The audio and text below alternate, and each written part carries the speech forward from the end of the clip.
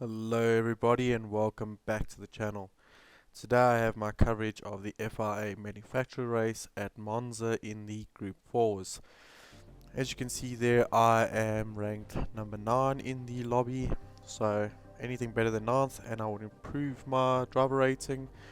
Anything lower and, well, decrease my driver rating. So 9th it's doable, very doable, especially on a track that myself and my team of GTS, we really do abuse this track quite a bit. So I know the track quite well, so beating 9th wouldn't be an issue, but I was really hoping for maybe a top 5, maybe even a podium here.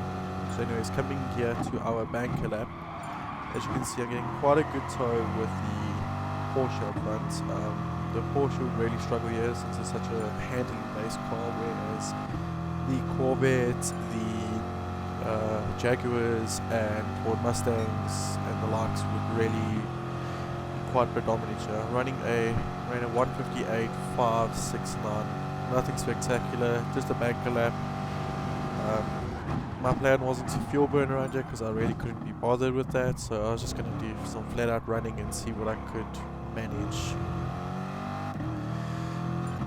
Coming to the end of the very next lap, thanks to that giant tow up the front straight, I managed to grab provisional pole with a 157.8.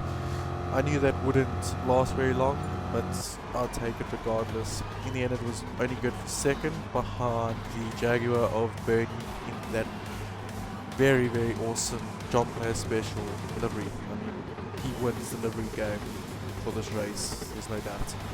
So there's myself second. You can see the gap was tiny, it was 7 milliseconds, which is really awesome to see. When I looked at that, I knew that I was really going to have quite an awesome race with myself and Bernie. Heading down the grid here, you see the more handling based cars towards the back of the grid, such as a Ferrari, a terrible thing. Anyways, 3, 2, 1, and go. So now my plan was to basically bumper draft Bernie and try and break away from third as soon as possible, because he was in probably the fastest car around here, either the Jag or the Mustang. So my plan was really just to stick with him and try not to battle him too much, but also not, if he's taking his time, I'm not going to just sit behind him and let him push me back into the person behind me. So it was quite a balancing act. So what I needed to do here now was just make sure that I ran a clean race and kept my distance to third. Try and break that 8/10 barrier. He's going down into the second chicane here, hitting my braking marker. Very easy to get a penalty here, very annoying. As you see, that would be a theme throughout the race. I was very quick to the second chicane compared to Bernie. Looking down the inside at Lesmo 1, but thinking better of it. Better not to battle early on, rather let him run his race. I'll sit in behind him, wait until later on the race, try and have a clean overtake, either on a straight or under a penalty, which either one came first I would take. So anyways, going under the bridge here towards Ascari, getting quite a good slipstream from Bernie, whereas Loki third is really starting to drop back, and the plan was really coming to fruition. Trying to break away from third there. Now you see Loki's a second behind, 1 point whatever seconds.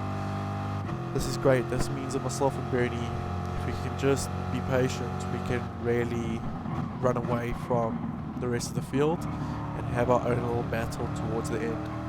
Anyways, heading around Parabolica now, down the front straight. You can see I'm getting quite close to Bernie, but not close enough to make a move into the first chicane, and I was okay with that. Not revving the car to the max even though I could, but just chilling behind him and heading down towards the first corner now. I'm going to go a little bit late on the brakes, and I am going to bump him just slightly, and that does upset him quite a bit, so I'm going to go to the left here and let him go past. I don't like getting overtakes like that, and I don't like being overtaken like that. As you see, I put on my hazards there, he put on his hazards just to say it's alright, and we move on. I can't take first positions, especially from a move like that. But that little bump, that little incident has allowed Loki to really catch up to us, so the plan is slowly starting to fall apart. And he's going to the second chicane here now. Bernie cuts it just a little bit too much, even though I didn't think so. So he is going to pick up a half a second penalty, the most common thing in this race. So going up to the penalty zone now,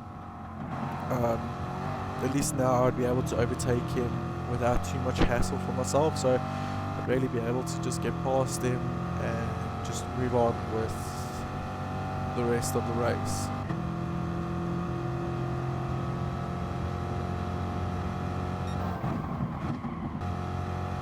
Anyways, heading towards the end of lap 2, the beginning of lap 3, you can see Bernie managed to catch up quite a bit. He had quite a good Ascari, and he is going to go for a move down into the first chicane. I'm going to hold the inside because it's very difficult to overtake around the outside around around a 90-degree corner. So I'm going to go to the first chicane, cut back across, and I'm going to retain first position.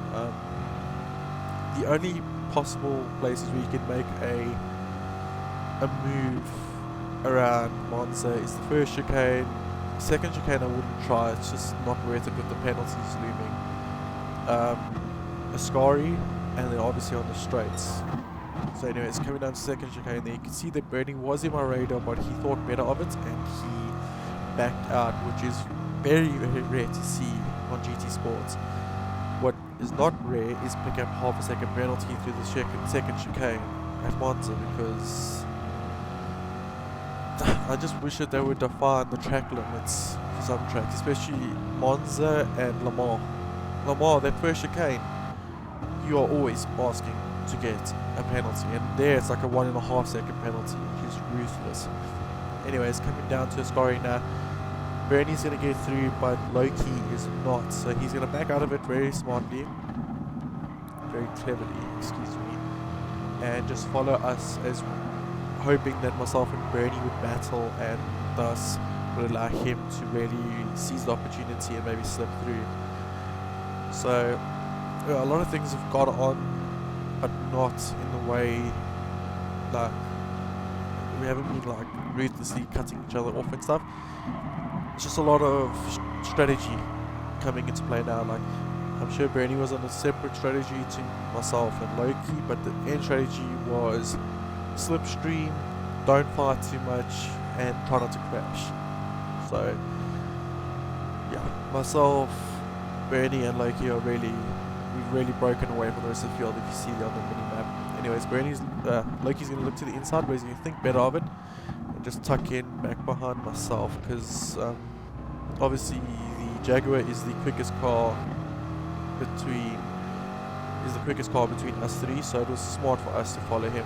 Anyways, going on later in the same lap 4, Bernie's going to run very wide through Lesmo too, so I'm going to seize the opportunity and head towards the inside of Ascari, which is borderline impossible to defend. So he's just going to give up the position, which is was very smart of him to do, not to fight, not to go too wide, because then we could both lose our positions and Loki could have gone first. So very smart, very aware was Bernie, but unfortunately, as you see there, I've broken the 8/10th gap of slipstream. So for him to catch up to me, it would take me, for him to catch up to me, it would require me to make a mistake. Excuse me, I don't speak very good. So in the end, I didn't make any mistakes. I ran a clean race and managed to pull out a 3.6 second gap to Bernie. Just it really shows you the power of slipstream. If Bernie and maybe Loki could have worked together, they could have easily caught me, but I don't know, maybe their plans went out the window and they started battling. But anyways, coming across the line here to take the win. Yeah, always great to get a win for Chevrolet, but it's even better to get a win for myself, and more importantly, it's a great win for my team GTS. Yeah, it was quite a fun race in the end. I haven't been doing FIA races because they've been irritating me lately, but this one was a lot of fun.